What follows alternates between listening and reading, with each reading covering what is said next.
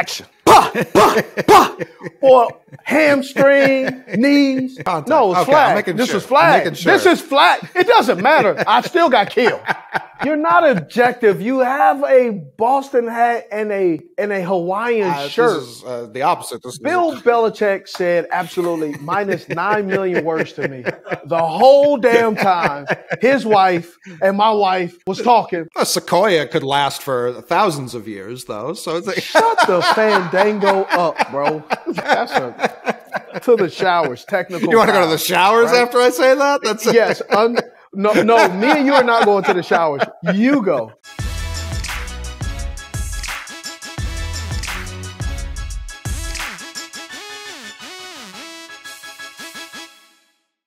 Hey man, we got I'm excited. I'm very excited about this show. We got the playoffs, wild card Saturday and Sunday, right? And Monday. But Monday. Who thought of that? Terrible. Oh my gosh.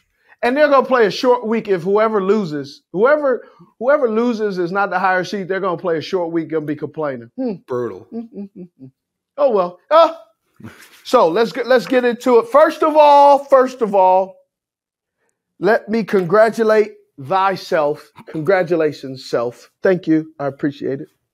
How about those Detroit Lions? Did I not call my shot? Huh? You did. It was a big win. That was an incredible win. I think it's, with no disrespect whatsoever, like a top 2 win in Detroit Lions franchise history. That's not disrespect. That's facts. It's a mean thing to say because it's still a regular season game. But that's an incredible win. They swept the Packers this year. The Packers are done.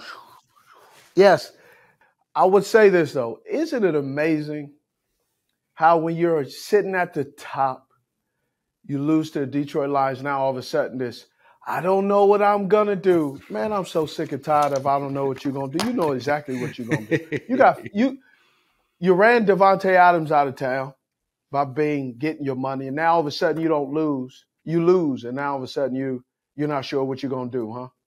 Well, I'm so tired of that, dog. I'm so tired. It looks like a fun locker room. Alan Lazard, they asked him, he's a pending free agent. Before they even asked him what he was going to do, they asked what 12 was going to do. And he was like, I don't know why you're asking me. Yeah, why are you asking me?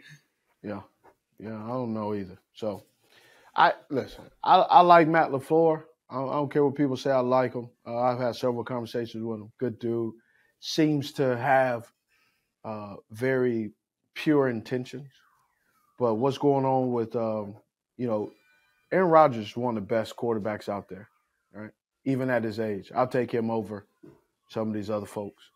But the constant, I'm not sure, right? Like, man, it gets old. It used to be when you signed a long-term contract extension, you were sure. You know what I mean? So now to me, well, I don't know. I'm not sure what I'm going to do. I'm going to take my time. Definitely, Packers fans are sick of it. They were sick of it all season. Like this, it was not an enjoyable season for Packers fans, and I'm sure that crushes Brian to hear that. Yeah, but whatever. All right, so let's get into it. We're not going to talk about Week 18, my Carolina Panthers or your New England Patriots, but I would say my team needs to just figure out coaching in that situation. Your team needs to figure out a lot. I think they're in oddly similar situations, which is strange to say. They're not oddly they're not in the same situation. We know which players we want or don't want. You got guys. You got a lot of y'all got a lot of problem on your hands, right? If the Patriots played the Panthers this year, what would the score have been? 3-2.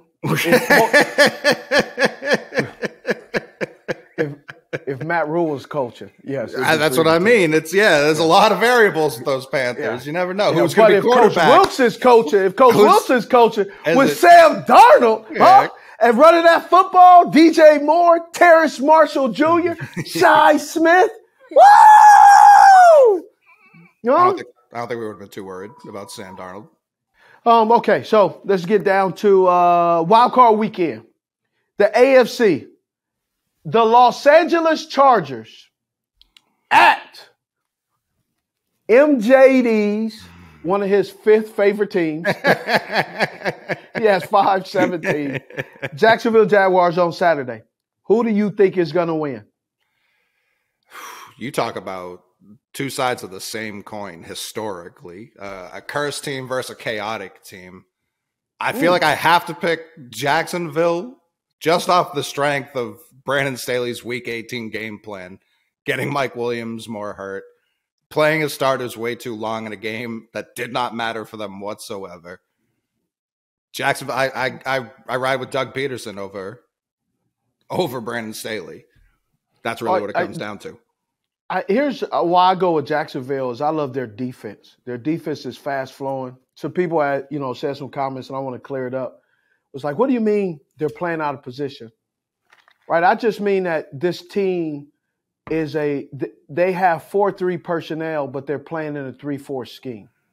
That's playing out of position, right? When you have like a great example of playing out of position, right, is when Charles Woodson, when he got older, he got out of corner and played a little bit of nickel and started playing safety. Mm-hmm. And he was in position because his age, his knowledge, he was able to be there.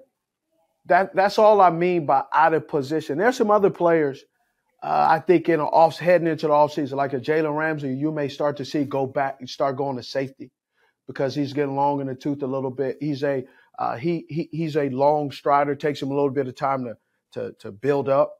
So you may see him move to safety where it'd be better suited than that corner because he's getting older. But Jacksonville, I like their defense, fast-flowing defense. They're not as fast-flowing and physical as the San Francisco 49ers, but I believe because they're a young team that they could do that. They got Josh Allen, who's a rush end in a 4-3. They got him in his 3-4, where sometimes teams are seeing and recognizing that and putting him in a position where he's covering versus rushing. And that's why I say out of position. Josh Allen is not a will linebacker. He is a rush linebacker in the 3-4. He should never be covering people, but unfortunately he is. I was going to say, you even saw it earlier this year. They were trying to figure out how to use Trayvon Walker, first overall pick, and they had him in that similar position playing outside instead. And then they moved him, put him with his hand in the dirt, and Tennessee was actively running away from him because of how much more impact he was making in his. They found his position. So it's been a fluid process for Jacksonville this year on the defensive side of the ball. Yep. And that can happen. It's sometimes where you get players and you say, these players must fit my scheme. Mm-hmm. Right? I know there's been some talks like Devin Lloyd, right? He may be, they said some things, well, he should probably be a rush in. Well, he's first of all, he was in high school, he played safety. Then they moved to the linebacker in Utah. For him to add on more weight to play in, that's going to slow him down. So if he's going to rush, you got to be okay with the weight class that he's in. Mm-hmm. And that weight class may be a Von Miller. Now, I'm not saying he's the next Von Miller, but I'm just saying Von Miller is not a typical rush in. But Von Miller knows exactly what he's doing because his hands is quicker than his body weight or his weight class. He understands that. Right. So that's all I mean by out of position, or they're not lining these guys up. You could be sometimes playing, they put bigger guys sometimes in a slot, and his hips may not move fluidly like a slot receiver. So that's sometimes, in the wrong, lined up wrong. It's just bad position. So I'm going with the Jacksonville Jaguars as well because I'm just not sure. I don't trust Coach Staley. I don't believe that this defense will show up consistently. We know this offense is inconsistent. They lack a running game, and this is the type of team you got to be persistent, and you got to be able to go, okay, we're not running the ball. We're only getting a yard and a half in a cloud of dust. This is not a team you want to sit back and drop back and throw the ball 60 times. That's not going to help you. this defense will murder you, right? They're not going to score a lot of points, but they will put you in bad situations. So I just don't think – I think this is more of a skill in managing the game and less of talent, because both of these teams have talent. Right. It's which coach is going to scheme better, and I believe that, like you said, Doug Peterson will scheme better. He has some really good schemes, and they're going to do a good job. I think this is weirdly the game I'm most excited to watch, just because it's like I anticipate seeing more Justin Herbert, Trevor Lawrence duels moving forward throughout their careers. So this being like chapter 1 of what should be a really good book is what I'm excited about. This is going to be very interesting. The number 2 seed on Sunday, Buffalo Bills against Miami Dolphins. It's Tua playing? Do we know if Tua's playing? I'm not sure, but I can tell you, if Tua's not playing, I don't give the Miami Dolphins a shot. No. At all. People can say whatever they want to about Tua. Tua is taking this offense. When Tua's in the game, when Tua's in this game and doing his thing, whether he's one read or not, this offense is much better when Tua's at the helm. When Tua's out there doing it, they're better offense. Now, what's getting them in trouble is Mike McDaniels was a run game coordinator. Can you tell he used to be a run game coordinator? The Dolphins had one of the least efficient running games in the league until they and they got 9 million running backs on the roster. Right, until the trade. And half of them are hurt. They got 9 million and only 4.5 million of them are capable of playing. And Mostert just broke his hand, his finger, this last game. Gracious. So well, that's because he was running over everybody. Yeah, no, it was. He needed to. They needed to win that game so to get into the playoffs. But at what cost? At what cost, Miami? Yeah, it's Buffalo. I don't think you want this smoke right now from Buffalo. Now, when will it dissipate or them run? When they run out of energy? Well, I can tell you, it's not going to be against Miami because Skylar Thompson. I don't.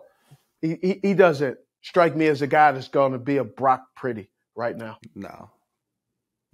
And Buffalo, I mean, I watched that game last week. They ran out of energy on the second drive, and it took them until the second half to get it back. That offense wasn't moving.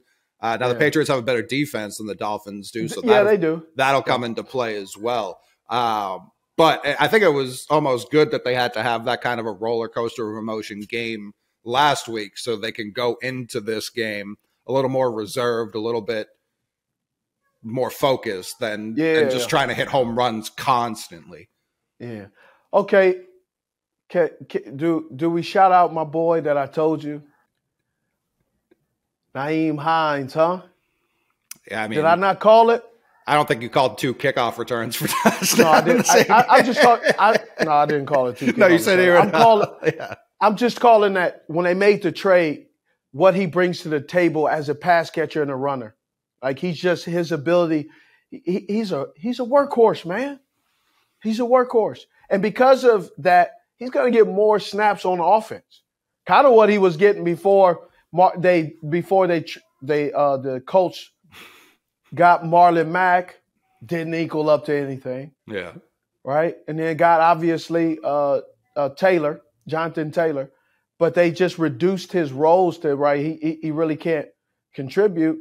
They could have used Hines with the Colts, but then again, hey. The Colts don't know what they can use. Yeah, hey, all the people that said Steve's jealous, oh, you're just mad. Man, this is why I don't want to coach. You have to balance so many things. Man, I have a hard enough time balancing my checkbook. I don't want to balance emotions and people. We get a young audience. They don't know what balancing a checkbook means. Yeah, that's because they have apps to do that now. But you still got to plug it into the app. You got to be able to read and count, right? All right, Baltimore Ravens at Cincinnati. I got Cincinnati. Lamar Jackson's not playing. No. Tyler Huntley's out. Anthony Brown. It's just a lot of stuff going on. Then seeing some social media stuff. Roquan Smith has really taken in that Baltimore persona, and this is going to be a chippy football game on Sunday night. They weren't pleased seeing each other last week. That's what I'm talking about. It was a lot of Captain Petty stuff going on, but I kind of like it. That's that AFC North battle right now. Hendrickson was like steaming on the sideline, marching up and down. He looked like a bull waiting to get let out of his gate so he could charge. So I expect some unsportsmanlike, some flags in this game. That's what I'm talking about. Now, nothing better than just yow. How much stock do you put into it being? Stay. Sorry, my dog. No worries. My dog is on the floor, not on the couch. You know, I don't have to tell him to do shit or anything. Rather, but the question I was getting to: do you put any credence to it being more difficult to see a team for a third time? Absolutely.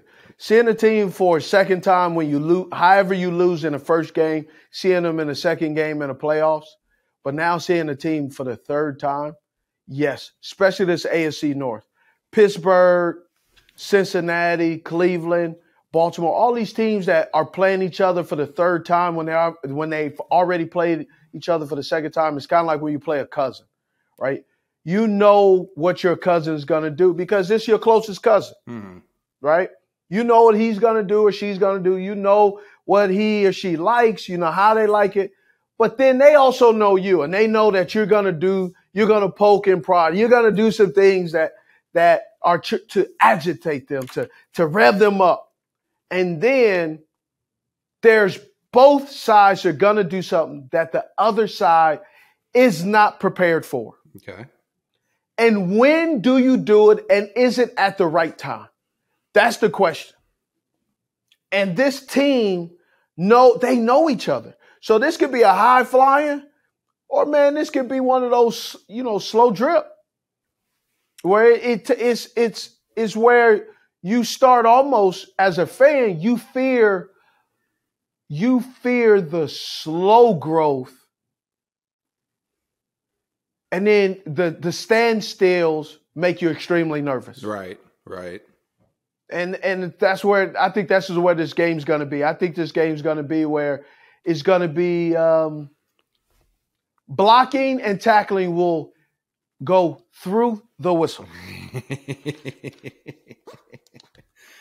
Now, San Francisco and Seattle, because it's kind of the same storyline. I got San Francisco. Boy. San Francisco beat them twice this year, right? They swept them? Yeah. So is it harder to beat them that third time, or is that part overstated? Well, here's the other part. You also got to, in my opinion,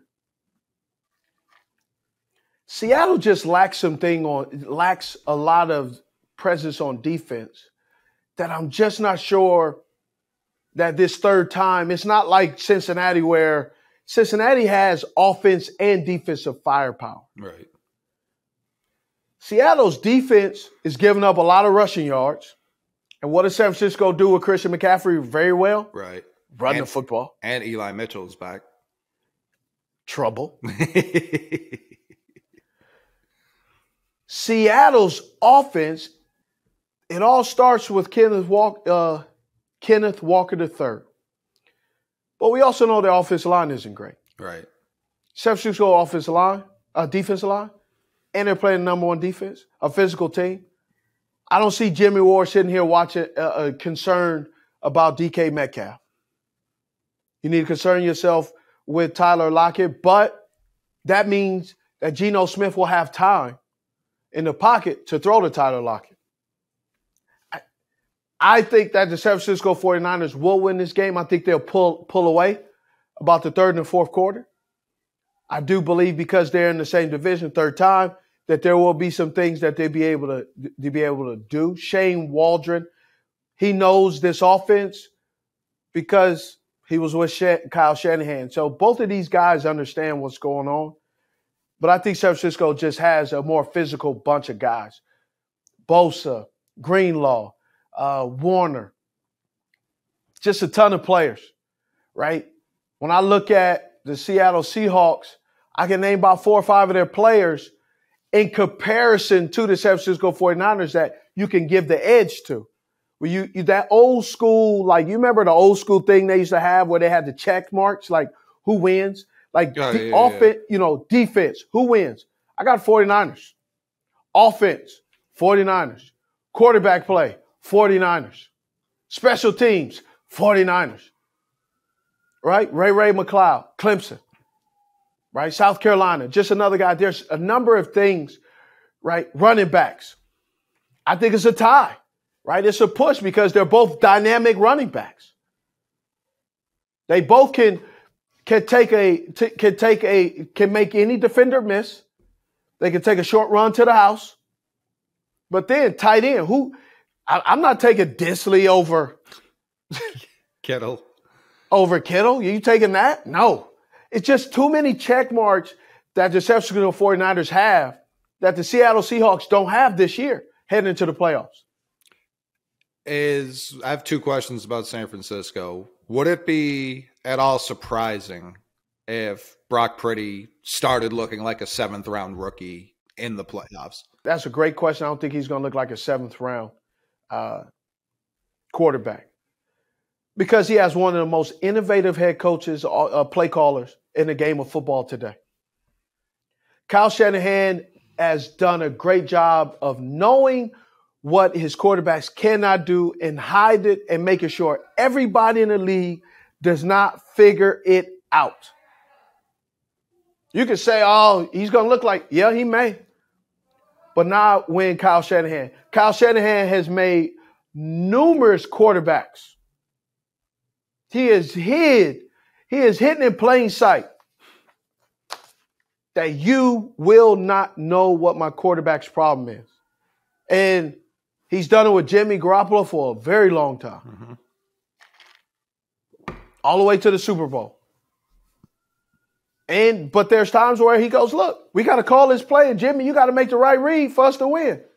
Then makes the right read, doesn't have the right throw.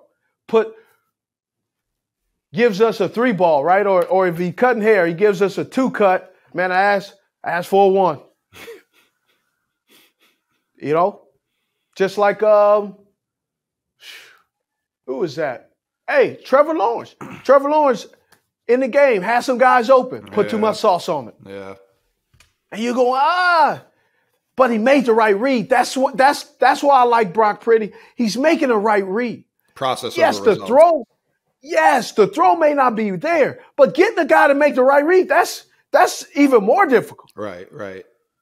You can work on the mechanics. You can't work on processing. Right. The second question for San Francisco, if they make a deep run, which I think we both expect them to, is this the Nick Bosa emergence? Is he going to? What you mean emergence? He's been here. Have you not been watching football? Here's the thing. He's been here, but he's been in and out of the lineup pretty much his whole career, since Ohio State, really. Here's why. When he's out there, he's one of the best players in the league. But that's where it's like, I don't think he's who do you think is a bigger name nationally, him or Aaron Donald?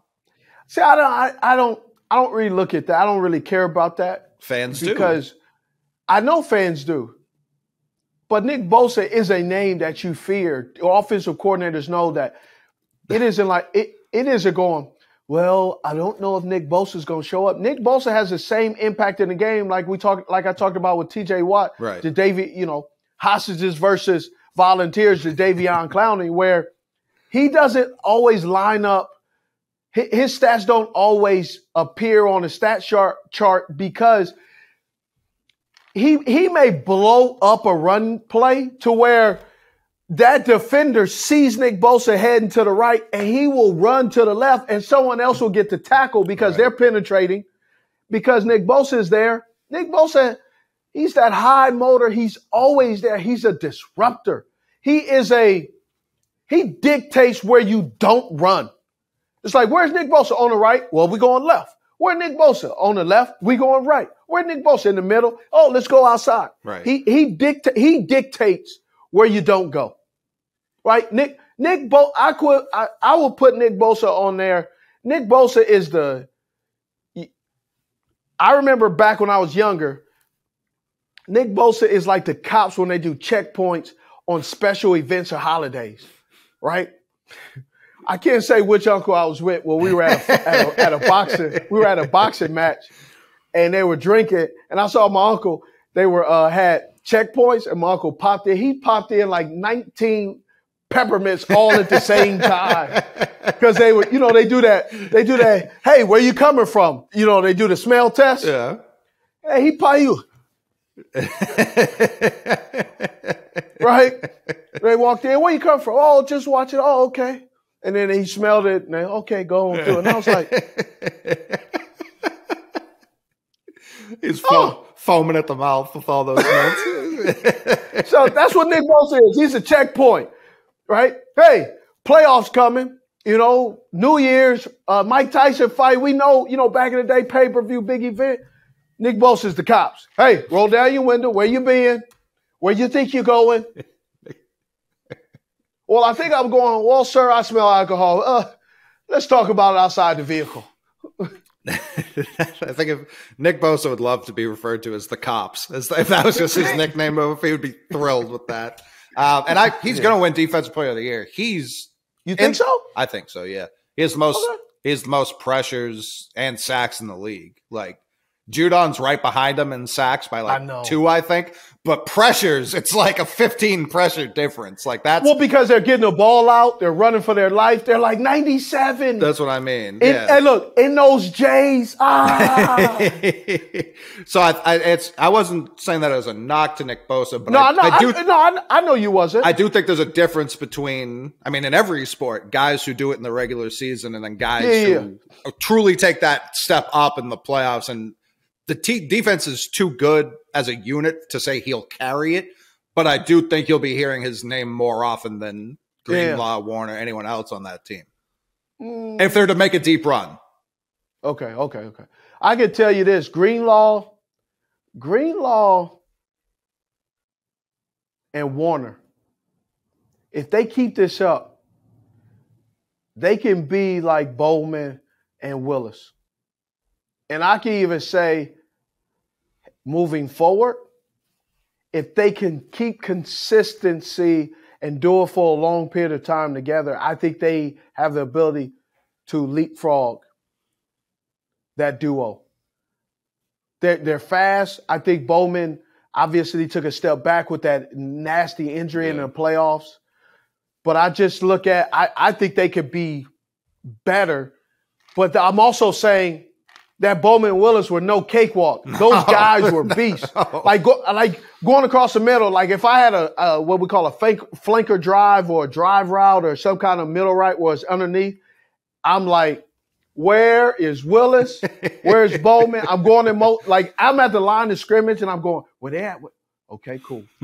And so I keep that visual. And then when they snap at the ball, I'm indicating, I'm looking at the corner, give him, and then I'm running. Where did they go? And then one time, I don't know which one was it, they kind of blitz, like they were going to blitz, and something it was play actually gave them an indicator. And so they came up, moved, 2 or 3 steps forward. And then when I was coming across, I'm the crosser. Man, he running up. And it was like, come on, man. Let me live, dog. No, Steve, you can't roam in here for free. None of that sounds fun. None of it. No, it's not. But I am happy to see Seattle, San Francisco back in the playoffs. This was a decade ago. This was the game. You know what I mean? This was Legion of Boom versus Willis and Bowman. That was the game. It was good. Crabtree. Mm-hmm. This is an interesting one, though, in the NFC. The Giants and Minnesota. The last two, Minnesota, Giants, and Dallas and Tampa Bay, I can see either team losing and winning. I can see Minnesota playing well. I can see Minnesota falling apart. When was the last time you watched the Vikings and thought they played well? It's been a while. Yeah, I think it was November, October. That's what I mean. Like, I don't. It's been a while. I don't know that. Back last year. Yeah, 22 for certain. Definitely. Because even the Colts game, they had that miraculous comeback. They were down 33-0 to Jeff Saturday. It was 30. Excuse me, but not much better. Not much better. So it's Kirk. It's not 1 p.m. Kirk. It's 4:30 Kirk. You talking about Kirk? That defense isn't helping. No one's helping. It's not. Dalvin Cook's fumbling again. It's not great. And Brian Daboll's not worried about. He should be coach of the year. You think, bro? Would a Pete Carroll have made that New York Giants team better? Probably not better. No. Okay. Would Pete Carroll have made the New York Giants go to the playoffs? I mean, he's the seed behind them, so I don't know that there's a huge gap here. But Pete Carroll's not my pick. No, my point. I'm just saying. I'm just trying to elevate Brian Daboll. I think that's my whole point. He's for sure in the conversation. Seattle Seahawks has a better roster than the Giants, and the Giants are in a better division. No, I wouldn't say they're in a better division. They're close. Yeah, they're not in a better division, right? I don't think a lot of people would have done, and nobody has seen the New York Giants playing this well. No, with the roster that they have. No, definitely not. But my pick. I mean, Richie James was with the San Francisco 49ers. They couldn't get out of him what they're getting out of him now with the Giants. Right. Well, it was also he was San Francisco's wide receiver 4, and he's the Giants wide receiver 1 by default. But I think Richie James was better than what's that, Bourne or whoever they had that Kendrick was Bourne? Pettis. Oh, yeah. I agree with that. Bourne, Pettis. I'm just thinking of a name of guys who they thought were going to be really, really good, and then they just kind of tier 3. Pettis was a tier 3 guy. I think that's being very kind. Yeah. All right. Dallas and Tampa Bay, who wins? Who knows? I go Tampa. You go Tampa? Yeah. Why? It's Tom Brady versus Mike McCarthy in the playoffs, and Mike McCarthy's on the road. That's really what it boils down to for me. I don't know. Dallas hasn't looked great this past couple of weeks either. They've been winning games, but they scraped it out against the Texans. They were in a dogfight with Josh Dobbs for a while. Dak's been real interception. Josh Dobbs was pretty impressive. For a guy who was, I thought he had been on the Titans all year. He also that shows you how simple the offense is. We'll get into Tennessee letting their offensive coordinator go. And then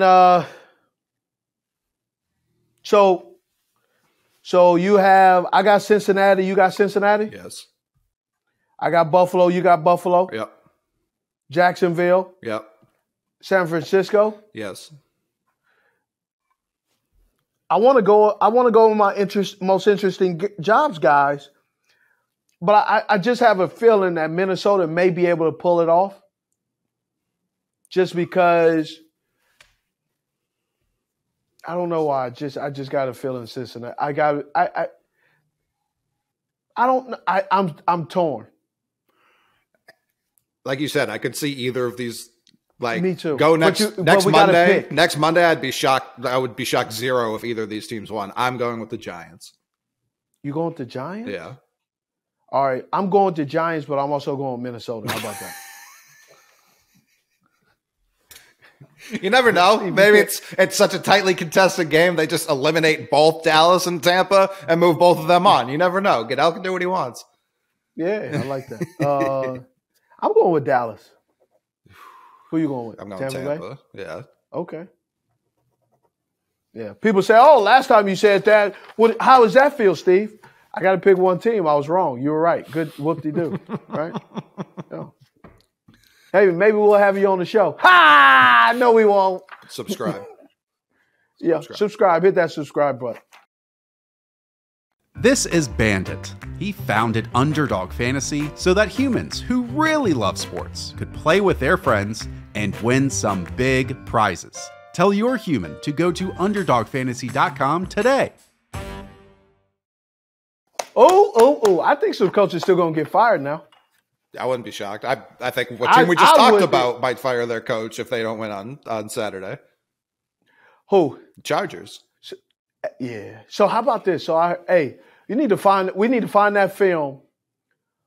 So I heard some information. You need to find that film on when Lovie Smith went for that 2-point conversion of showing the owner's face. Do you want to know? He went for that 2-point conversion because I hear that he was informed that he will not be retained on Saturday. Yeah, I heard the same thing. Saturday night, right? Saturday night, he was like, "Hey, you're not gonna be here." Lovie's like, "Okay, cool. We're gonna go for 2." Lovie's on there, right? Lovie's doing it. He's sitting there. Yeah, we're gonna go for 2 for the tie. What are you guys thinking? Blah blah blah. He's like, "Well, this is what we're gonna do." Lovie said, "Yeah, I won't be back here. First overall pick."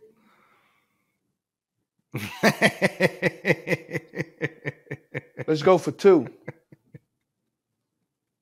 Because I'm giving you the 1. Yes, sir. He gave. Hey, that's what happens. That's what happens when you do people wrong, man. Houston Texans, y'all fired 2 coaches after 1 year span, after first year. Why? I don't know why they just didn't keep Coley. I don't understand. Well, Coley was in over his head. For sure. But right? Even when they hired Lovie, it very much felt like, well, this isn't going to last. Well, Lovie was long. doing some things. He had that defense playing well. 1,000%. They didn't have a lot of – listen, one of your wide receivers who's a journeyman doesn't want out. He wants out because he sees what you're not able and capable of doing. Houston's in trouble. Nick Casarios, I don't know if he's good or bad.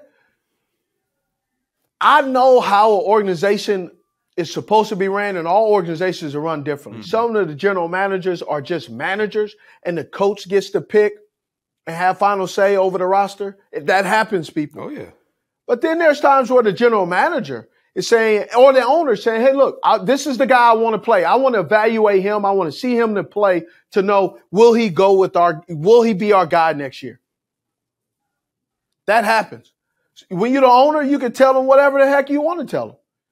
But Houston, I don't know what they're trying to accomplish, and it ain't winning football games.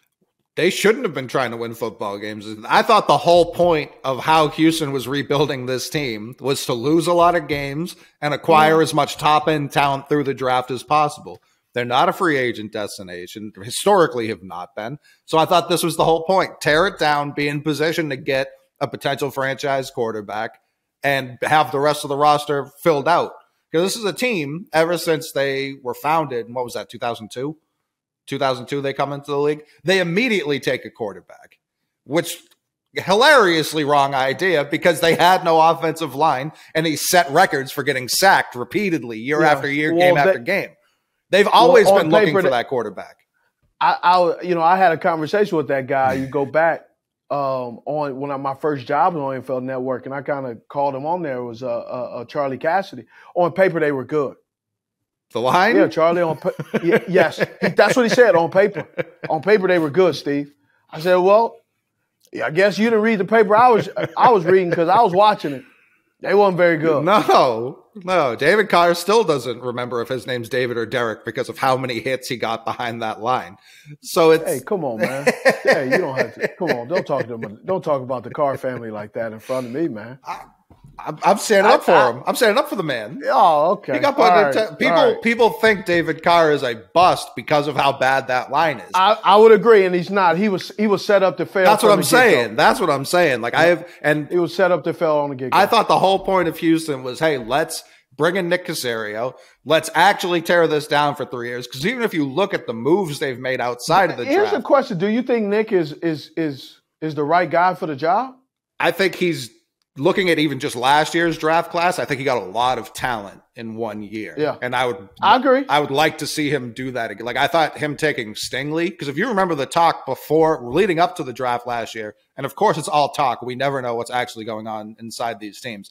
But the talk was because they don't even know sometimes. For sure. But the talk leading up to the draft was like Stingley might not go in the top 10 after being like a top 5 lock since he came into LSU. And then Houston takes him at 3. I thought that was a ballsy pick, and it looked like it turned out well year 1. Yeah. And then you look at the rest of the draft; they got a lot of good players throughout that draft. Yeah. So which has kept them in games, even though they've lost all these games. They've been worn down, not outplayed. They just been worn down.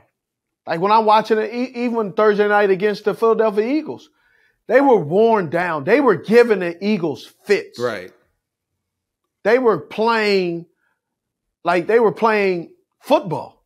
They weren't playing great football, but they weren't playing like when you lined up against the Houston Texans, you weren't going easy, cakewalk.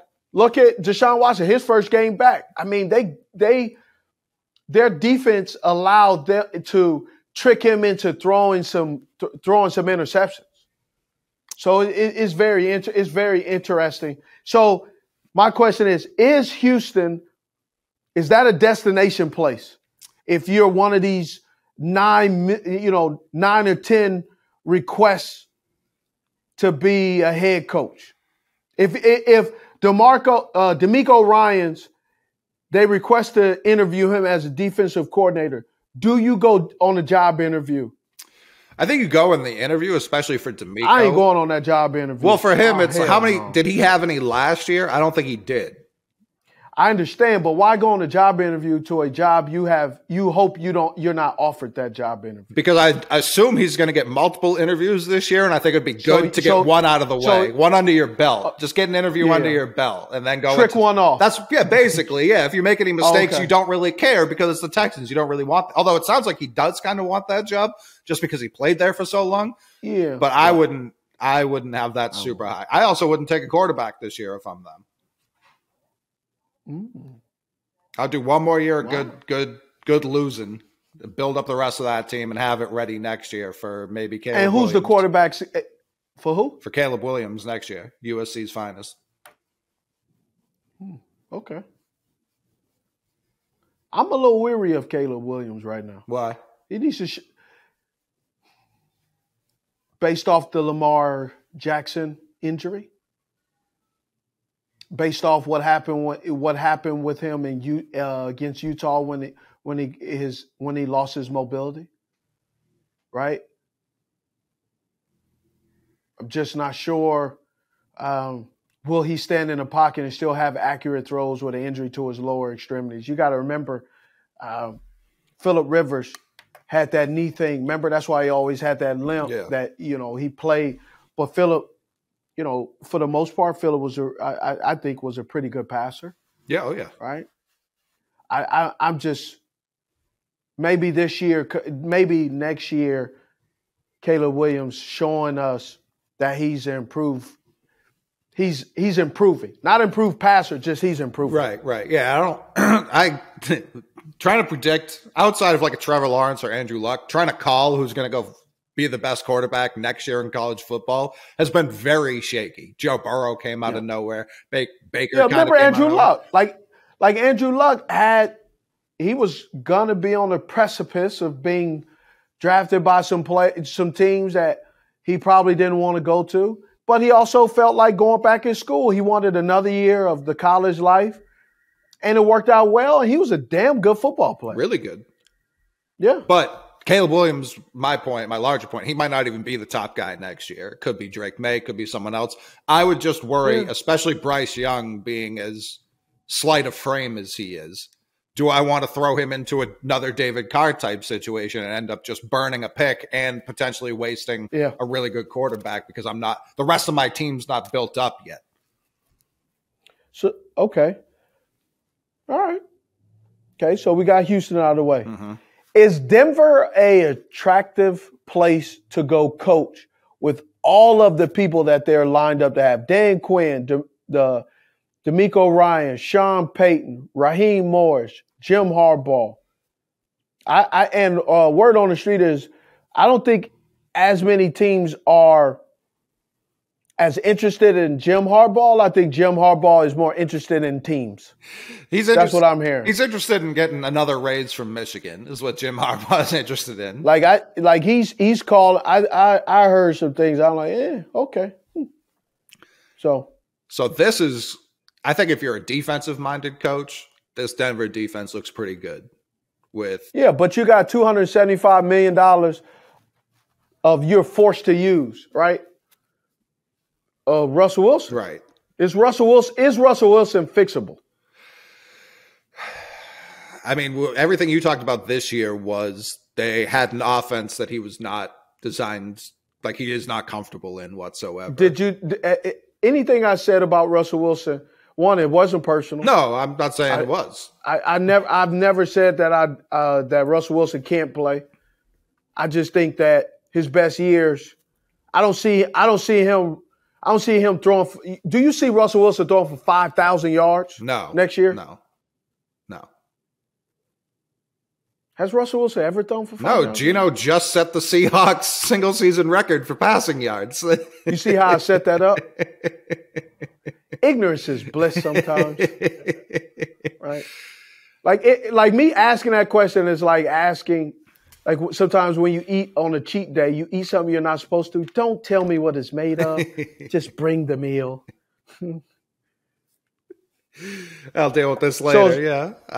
Russell Wilson is Russell Wilson an asset or a liability for whoever becomes the new head coach? Oh, I think it's for sure more liability than asset. There's no question about it. But I'm more worried. The rest of the division's still there too. So it's like, do I want to go sign up? Like Patrick Mahomes was he 26? Patrick Mahomes. 27. But even age, he's Patrick Mahomes. He's not going anywhere anytime soon. Andy Reid's not going anywhere anytime soon. The Chargers are slightly more competent. They're already in the playoffs this year, but they're slightly more competence away from being a juggernaut potentially because of the talent they already have. So that's why it's like, do I even care as much about Denver's problems as much as I do? The rest of that division's not going anywhere. The Raiders, it'd be hard for the Raiders to get worse. They're at least going to be where they are. So, I watched the Raiders. Watched the Raiders? I watched us. How about Jarrett Stidham, huh? Yeah, I'm happy for the kid. Well, that boy, it was back to reality, huh? He showed us. He was like, hey, this is why I shouldn't be the player. This is why I'm not the guy. He looked like a beached whale. My man was he was struggling. He couldn't make the right read. He wasn't throwing the ball. That's what you talk about as a backup. When they start the game plan, they game plan for him, and they had the right game plan. Overload his mind, pressure, zone coverage, and that's what happened. Week 18 should be optional for some teams. We got some really good games just because of the playoff implications. The majority of those games didn't need to happen. Like, they just did not need the Raiders playing. I thought they were very informational for me, man. Right? If I'm Derek Carr, I'm sitting back somewhere going, yeah, buddy. This the guy you going with? Go with him. Great call. Appreciate it. Yeah. Thank you. You just made me extremely more valuable. Big time. Don't call me neither. You bet not call me. Well, they have Don't to. ask me to check. You ain't got to call me. He's got no trade clause. They got to call him. Man, you better talk to somebody who cares. I don't want to hear it. Don't call me. Don't even talk to my agent. You know what? Talk to my wife. talk to someone that because anything I have to say to you is going to be extremely disrespectful. I'm going to check your manhood. I want to know how many words can I call you to your face till you stand up and I slap the snot out of your nose. Is this how the Carr family operates? Is this how they conduct? I'm just talking for my. I'm just talking for. Listen, the Carr mafia. That was a little post-traumatic stress back there. I thought I was talking to Dave. Yeah, I knew exactly who you were talking to. Yeah, I apologize. I'm sorry, people. Y'all you broke the fourth wall. Yeah, you just watched. No, that wasn't the fourth wall. I was back. I was gonna say you time travel. What year was that? I was 2013. Yeah. I was over there. Like, what you say? Goodness. I apologize, people. I'm extremely sorry. I'm sorry to resort to violence, but that was. I hope we all know Derek Carr watches this program every week. I hope he didn't get to that part. He just was like, you know what? That's exactly what I'm going to do. And he's at Mark Davis' office right now. Here's what they did. Hey, they would have called me. Hey, Steve, we need you to. Hey, I'll be there after midnight. Right. We'll just make sure my name is not on the manifest. Okay. New Orleans. Dennis Allen is reportedly staying. Do you think he's going to stay? New Orleans confuses me so much. Thank you. I'm confused too. Because Sean Payton clearly wants to coach. I think he's made that He's made that quite clear. And he specifically wants to coach Tom Brady. He's also made that quite clear. Tom Brady's a free agent. The Saints could just sign Tom Brady. Like they have Chris Olave. They have a decent defense. Like they won more. Hey, how about Michael Thomas clearing up, restructuring, freeing up $14 million? That tells me they're moving him. Probably. They have to move him. Probably, yeah. They have to move him. This is the rubber meeting the road, right? This is a dead end street, cul-de-sac. It's not working. Yeah, it's time. It's time. Yeah, it's time. But right. Am I oversimplifying? If Sean Payton just wants to go back to the team he's already contractually signed to? So if Sean Payton goes back, is Dennis Allen fired? Does he go defense coordinator? What happens? I feel like in most situations, you'd see that guy just like quit or ask to be released. I think Dennis Allen, not like I have any personal relationship with him or anything. I think he'd be fine going back to DC, working with Payton. I don't think he's a very good DC. Well, that's also part of the problem, but I don't know that he would. Yeah. Like, I think a lot of people would be like, no, you have to fire me, pay me out. I'm not taking that job back, but I don't know that he would necessarily be. I don't think he would be offered that job either. Also possible, yeah. But all right, Los Angeles Rams, Sean McVay potentially leaving, doesn't have a timeline. How about that, huh? I mean, that was one of the wilder reports I've read. Not that because I expected this, but using the situation in the Ukraine as why he might leave was one of the funnier things I've ever read. Like that's. Well, I mean, his wife. I get it. You know, it's stressful. I know he lost his grandpa, which his grandpa was very close to. Of course. He's had a lot of change in his life, and we all process that. We all process it differently. So I'm not judging on that. No, I'm not judging it either. I do think the biggest issue is like the Rams. They sold it all for that Super Bowl, and he's looking around going, They got it. That's the most important thing. They got it. But I think he's looking forward like, man, oh, man, do I not really want to rebuild this with nothing to help me build with? Yeah. I think what I hear with the reports is one of those that people are like, oh, what is he struggling with? Like, he just won Super Bowl. Man, and I think he listed everything he's struggling with. I think it was pretty transparent. I lost my grandpa. He was extremely close. I just got married. My wife's, where she's from, her family is in a war. Right. My team isn't doing well. I'm coaching. I'm also the game plan. You know, I do the game plan. I got a lot on my plate, and I'm saying I haven't managed it well. I put a lot of stress, and I'm stressed. I put a lot of stress because of what I do for a living, and then I have that stress and I'm not processing it well, and it's a lot. I think it's admirable that he's saying what a lot of us need to say is, hey, sometimes people say, hey, how you doing today? And sometimes when people ask you how you doing today, they really don't care how you doing. Correct. They're saying it because, hey, how you doing? And you go, oh, well, I'm not doing that. How are you today? Not really well. And people go, oh, great, that's good to hear. And then they walk away. Have you had that? Of course, yeah. Yeah. Hey, how you doing today? Oh, I'm not having a great day. And you go, oh, I'm sorry. And then you walk off. Oh, that sucks. Yeah, that sucks. So they asked him. He said, you know what? Here's my problem, okay? This is the problem that I have, right? There's sometimes people say, man, how you doing? I say, oh, not bad. No, I said, I don't have any legitimate issues. And they kind of go, oh, you asked? I'm doing okay. No, no legitimate complaints. A lot of illegitimate complaints. Right. It's raining outside. I have no umbrella.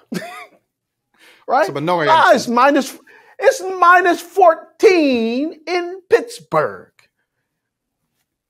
Let's see. The Colts. Jeff Saturday. Hey, Jeff Saturday says if he retains the job, if he keeps the job, there'll be a lot of changes. Here's my statement. Yeah, you. That's the change. You should not be the head coach. If there's a team that's going to run it back, though, it would for sure be the Colts. For sure. Oh, under Jeff Saturday, yes. Definitely.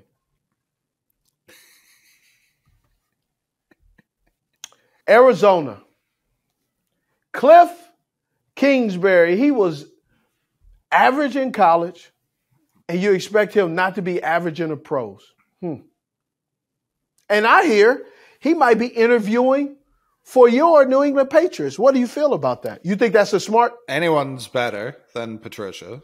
Anyone. Be careful. No, I understand. I'm still. He's air raid, man. He is. But he also isn't, because when you watch Colt McCoy, I know that's how he sells himself, but that's not how he plays the game at all. No, he's not. He is like they say he has a beautiful mind, and I believe it. But man, as an analyst watching, I just kind of go like, at some point, I just go, he's going to do something. I just go, what are they doing? The Arizona Cardinals I don't know what they're doing. No.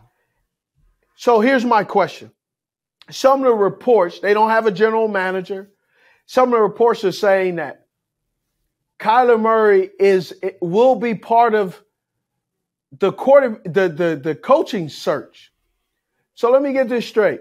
You gonna let a guy who has shown you that he doesn't like to study, that he's going to be involved with helping us make a decision. My problem with that is, what is his criteria? Is it like a guy that must play video games with him?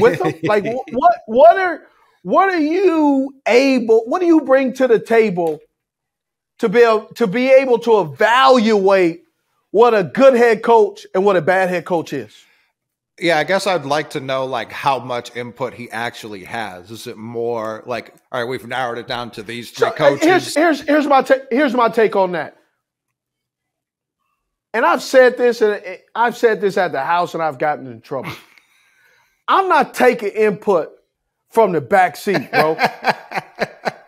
Who are you directing that to at the house? No, just like sometimes the kids, when my kids were younger. Hey, Dad, go this way. You should be going that way. You're going too fast. You're going too slow. Bro, you don't even have a driver's license, let alone a permit. I'm not listening to the folks in the back seat. I'm not. Why are we asking someone who does not have a W-2 job which 5-star restaurant do they want to go to, right? And I'm kind of saying in jest, but I'm saying that more not about my family, but more just about like what is Kyler Murray presented to this organization that shows you that he's capable of helping the process to get a head coach. What qualifications does he know? Like, he's still a youngin in this game. For sure. I guess it's more you've already made the investment in him. So it's a bad investment. Sure, but they can't get off that either, especially since he's hurt, at least for this year. The Cardinals. Here's the investment. Here's the investment, though.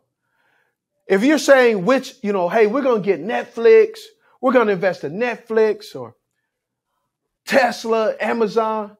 Nah, man, this dude over here, man, hey, Net Zero, that's a great company, AOL. He knows nothing. He's still figuring it out.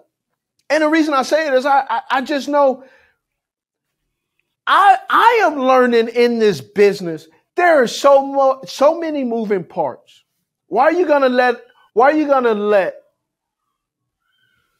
someone like you are in a job search for a head coach and a general manager, and you're letting a kid who doesn't consistently study his first job to help impact everybody else's job? I believe the Cardinals have existed for 100 years as a franchise. That's cool. They've never had a coach longer than 5 years. They've never had a coach hit that sixth year in the history of their organization. Wow. They should be taking I like that little nugget you dropped. They should be taking as many suggestions from as many people as possible. Man, you don't take listen, you take suggestions at the barbershop or what kind of car you get. You don't take suggestions for the barbershop which contractor you gonna hire. When half of the dudes in the barbershop all live in an apartment. And that might be a slight, but that's all I'm saying. If you're constantly hiring the wrong contractors, you should be opening up suggestions to whoever's got them. That's your problem. No, you need to look at the source first before you start listening just to everybody. Well, that's the thing. Their source is the Cardinal source historically bad. Like that's just they do not run. I don't understand why they've escaped. Like the Lions, the Browns, the Jags get all this flack for being poorly run, never went Jets to. The Cardinals kind of escape all that. And I don't know if it's because they made a Super Bowl. Like people really like Larry Fitzgerald. I don't know what specifically. I get that. But it's like, I don't know why, other than they play on the West Coast, kind of. I don't know why they've escaped kind of this national Here's why. Because San Francisco's in that division, Seattle, Rams. I think they get lost in the sauce. You don't mention them because there's so many better organizations in that division that you're not really expecting much. But that should almost shine a brighter light on their incompetence. No, it's not, because other than Fitz, other than Kurt Warner, right? Edgerrin James was there a little bit. Obviously, J.J. Watt now retiring. DeAndre Hopkins. Other than those guys, you got Larry Centers, Anquan Bolden, Darnell Dockett. Yeah, Darnell Dockett. Adrian Wilson. Yep.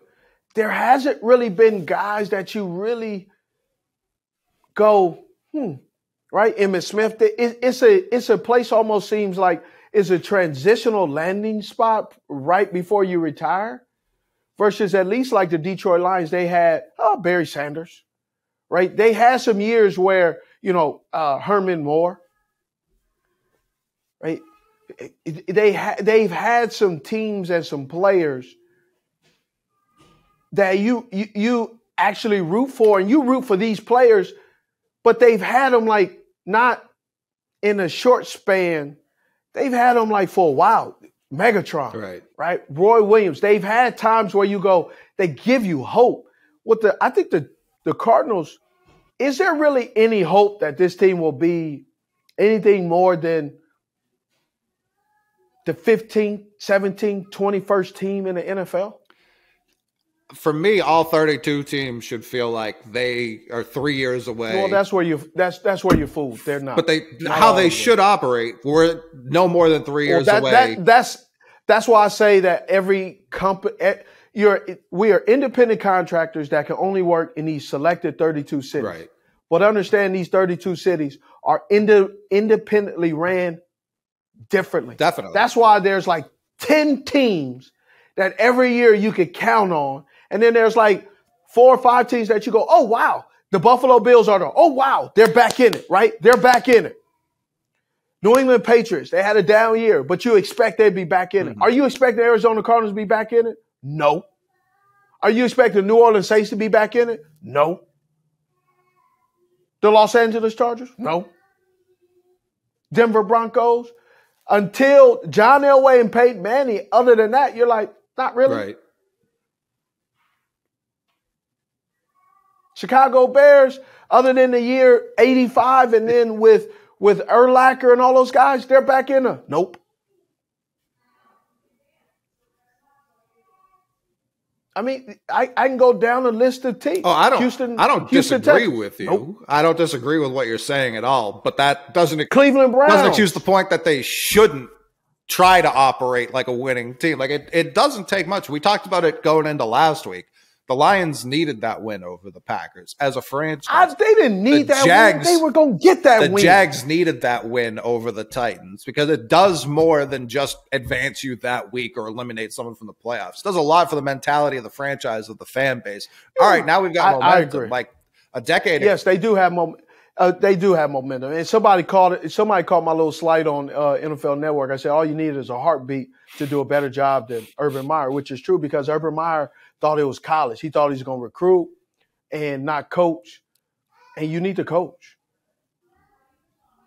All right. Carolina Panthers. Oh, but back to the Cardinals. Yeah. I think that could be. We went. Well, you asked me about the Texans. Would that be a job you think is interesting? Oh no, the Arizona Cardinals. I think because of I don't think they're until they figure out the fact that their young quarterback is involved. For me, sitting on the outside, I'm going. Because I think Kyler Murray. I think he's an NFL quarterback. I also think they're giving him way too much power. That's why I want to know exactly how much input he has. Is he like sitting in the interviews, or is it just like, hey, do you like how this guy runs an offense? I hope I don't find out that answer. Correct. How about that? My thing is, if you're a coach, which means I'm not going to ask people because I don't want to know, because I can probably ask some folks and get the answer, but then it's just going to upset you. It's going to upset me. But if you, and the reason I say it's going to upset me is because when you give a quarterback or one person all that power, and then when you make the bad decision, they're not left. That individual that you've given that influence to, they're not left with the they're not left responsible for that bad decision. Right. And it impacts all the other 52 other men.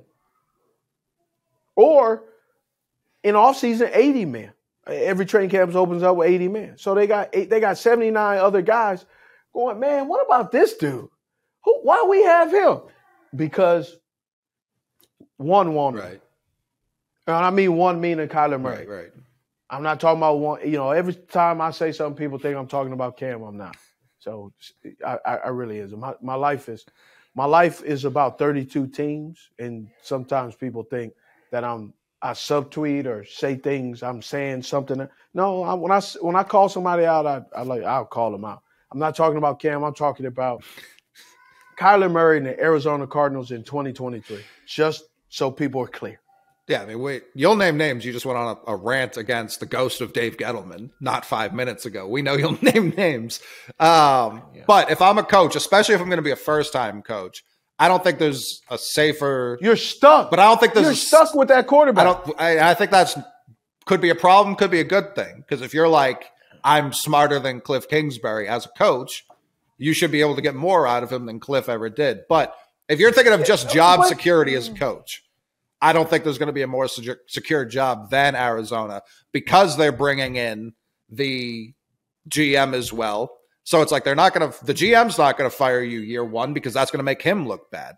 And if the quarterback who they've already invested in is also part of the recruiting pitch to get you, that would make it seem like it's going to be a very secure job for any coach.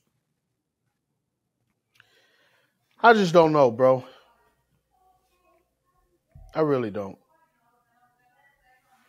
I'm nervous, if I'm being honest. If I'm going to Arizona, I'm nervous.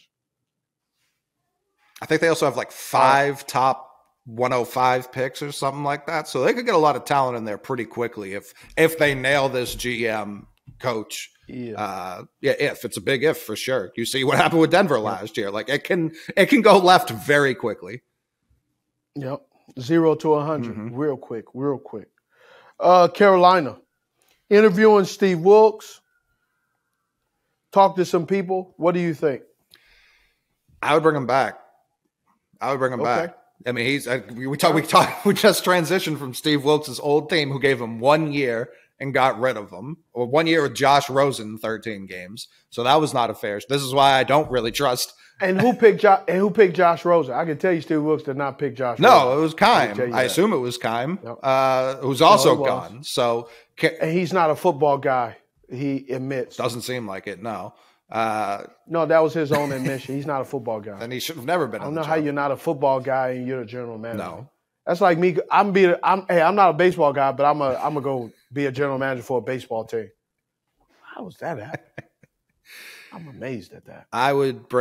Actually, you know what? I'm gonna teach kids how to play basketball. Centers. I'm gonna specialize in centers. Low post.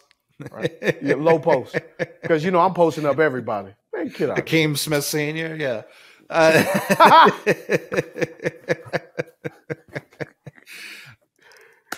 The baby hook. There it is.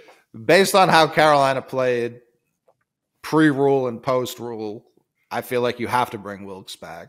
I think he's a good coach. I genuinely think he's a good coach. I think he's a good coach. My question is, so if you bring Steve Wilkes back, is Ben McAdoo the offensive coordinator? You said he looked like he was doing a good job under Wilkes. Yeah, I did. Okay. He did. So then, okay. How about what about the defense though? Defense kind of took a step back. Do you think that was because of personnel or coaching? I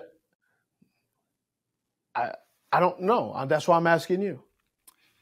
This is a team. This is a team who is top 10. Whether you like Phil Snow or not, whether you approve of Phil Snow, he had that team going. They bring in Steve Wilkes. He fires him, and this is a top 15 team that goes to the bottom half. The defense goes to the bottom half.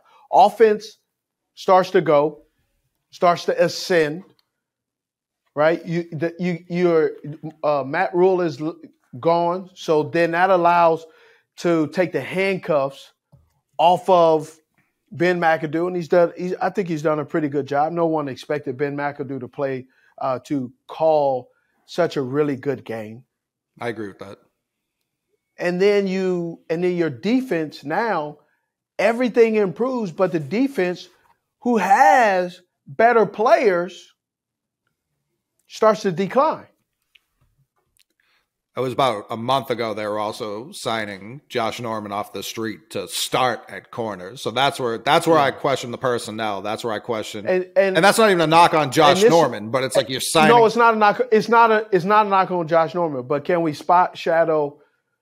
What did the New Orleans Saints do immediately when they saw Josh Norman, Batman, who's back out there? What'd they do? They target him? They scored a touchdown, bro. Hey, listen, I'm just telling you in this retirement thing, if you sitting around for 17 weeks, 16 weeks, there's a reason why you're sitting around for 16, 17 weeks. All these people that have this nostalgia about players sitting around and, they're waiting for the right team. Yeah, they're waiting for the right team. Let me tell you who that right team is. Somebody gullible enough to think that your training at the house is efficient enough to come out and go start in the NFL game. Yeah, you can start. It ain't gonna end well, but you can start. And the reason I'm saying is, man, I think it was 2 years ago when I played in that Turkey Bowl thing. Man, I had been training just a little bit. And I say training and training football is different. I played in a Turkey Bowl, bro. A charity Turkey Bowl. I had you talking about, I'm going to just use a turkey analogy. I had all the fixings. I had all the trim and side dishes. Man, I had the gloves. I had a dynamic warm-up. I had my legs. I had all my routine. I was catching. I had my son Peyton throwing me passes. Man, I'm sitting there doing my routines, laying on my feet, catching the ball over the shoulder. Bro, I was ready to go. I got in that darn game. Or hamstring, knees. We had a 3-game. We had to play 3 games before we make it to the playoffs. Bro, I made it through a game and a half. I couldn't even finish the second game. First game, I was like, "Ooh, look, this thing a little tight." Had a little decent game. Cool, call some passes, throw around. Was this contact? I was cool. Is this flag or contact? No, it was flag. This was flag. This is flag. It doesn't matter. I still got killed, right? When they played the third game, will you like to know where was I? Home. And hold on. Let me tell you. I brought Gatorades for the team. I had cooler. All of that was back in the car by the third game. Everything. I pulled my hamstring at halftime in the second game. By halftime in the second game. I caught my last pass and I felt it. And I was like, I was a corner. I said, this dude is not going to catch this ball. And I know I only got a little bit left on this right hamstring. I've already pulled my left. Man, I muscled him. Incomplete pass. It was definitely PI. And they gave it to me because I'm a Pro Bowler. Bro, I went to the house. By the third game, my son was texting me, "Hey, we in the championship. How you feeling?" I said, "Dog, I was in an Epsom salt bath. I was in the tub in my house. I was done. It took me 2 months to recover, bro. I had to do treatment. I was going to my old trainer for treatment. That's how hurt, that's how bad I was. So I'm saying I know for a fact. Do I have 4 snaps in me? Absolutely. And I'm going on IR right after. I got 4. I probably got 10 good plays in me. And I will be on IR for 2 years after that. I'm not designated to return, clean out my locker. Long term. Take my pass. I am done. Not doing it. So that's where I question if it's the coaching or the personnel, stuff like that. It's everything. It ain't, bro. It's no way. I don't know. My point in all this is when people talk about, oh man, this guy he's at the house and he's ready. Yeah, little Stevie is going against Peyton in the backyard. Man, yeah, I can give it to you. But in the game, it get real. Mm-hmm. And it's tough, man. It's absolutely tough. Would you be like Brian Flores is doing a lot of interviews for DC? I don't know why he's gonna get a job. Why or when? I don't. What was he in? I don't know. I'm bumbling and stumbling because I have no idea. I've heard some things about Brian Flores that it just kind of, I don't know. I just think he's an interesting guy. Watching his defenses in New England, I would trust him as a defensive coordinator. Yeah, but trusting him as a defensive coordinator and then him coaching as a head coach, sometimes those guys get out of it a little bit. And sometimes, they come back with the same scheme and teams are already prepared for that same scheme. Sure. Right? Like Ron Rivera, Ron Rivera, he's been a coach so long. Do you think he's a good coordinator? I don't know. Yeah, it's a good point. Flores obviously coached for such a shorter period of time. And those Dolphins teams, like, you can't really sit here a year removed and be like, oh, the Dolphins are they pretty much finished with the same record as they did with Flores. They just. Yeah, but the offense you can count on the offense. Sure, but the defense took a huge step back. Yeah, that's true. So that's where it's like, the offense improved, but it's kind of like what we're talking about with Carolina. The offense improved, but the defense took a step back. So it's the trade-off you're looking for. But I think the biggest thing for Wilkes with Carolina is the team bought into him. I agree. That's where I agree. He's a leader of men. He's a leader of men. I wouldn't be trying to. And that's hard. I wouldn't be trying to mess with that. That's where it's like, all right, bring him back. Let's have some stability and let's. I got a place for Brian Flores there. Okay. I put him with the Cleveland Browns. Yeah. I mean, I think part of the problem with interviewing with Cleveland, he might do so well in the interview they get rid of Stefanski. Excuse me? They're already if you polled 100 Browns fans right now, I would say 60 of them would want a new head coach. And you know what? Man, if you poll 100 Browns fans on how good a burger is, you get 60 people that will complain. Definitely. Browns fans will first of all, if you're a Browns fan, you complain about everything. You are dissatisfied about life. Here's what Browns fans are. Browns fans have a basket of bread on their head, but yet they're going door to door selling it for crumbs. That's what a Browns fan to me is. Yes, usually you take a pause and you keep going. So I didn't. You're just done there. That's all I had. had. Would you take Flores or Jerod Mayo? Who do you think would be a better defensive coordinator? Ooh. Based on the history of Flores, and I know what he brings to the table as the guy in charge, I say I take both of them and let them kind of because I think Flores manages sometimes. Flores kind of, he's not as bad as Matt Patricia, but I've heard some stories that Flores kind of tries people. And so you need somebody to kind of, like when Flores kind of tries people, you need somebody to kind of be able to come and fix that a little bit. That's what I think Sean Jefferson was that for Adam Gase all those years, because Sean Jefferson was always the assistant head coach, and Adam Gase was the head coach, and Adam would say some stuff that Sean would have to clean up. It's like, bro, this is what it really is. So that's why I say that. Is Kingsbury the new Gase in the sense that like people are giving him more credit than he might deserve? Ooh, nah, because I think Cliff has really shown that he can coach offensively. Okay. Cliff, here's the category I put these guys in the category: Cliff Kingsbury, Frank Wright. I put them in the category of Norv Turner. Okay. Where can they coach as a head coach? Yes. But I think they're better suited as offensive coordinators than micromanaging a whole team. I think they can manage an offense. They can't manage an offense, defense, and special teams and keep their eyes on the clock and all that stuff. It's a lot. Is that just, it's a lot. Does that I make think sense? A lot of people can benefit from having less on their plate and just focusing on one thing. Absolutely. Like Norv Turner I think is a great coach, unbelievable offensive mind.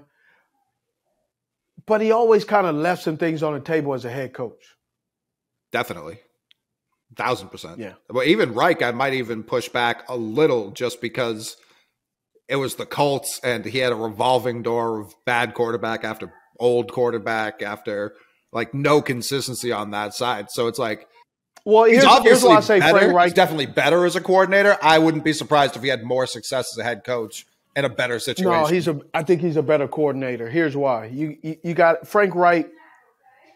Frank Wright's Colts started to go downhill when he lost his right-hand guy, Nick Sirianni.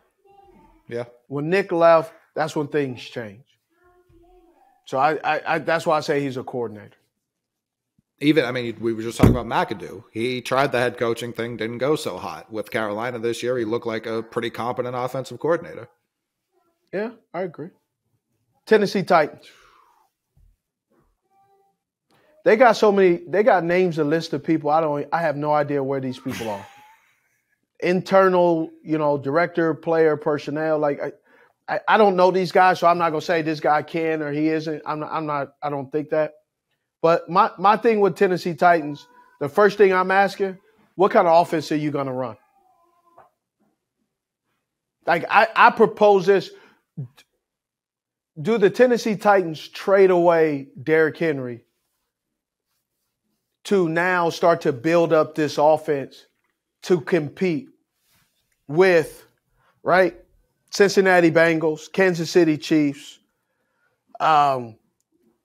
with Deshaun Watson, you got to put it on paper. Cleveland Browns, right? The Colts, Jacksonville.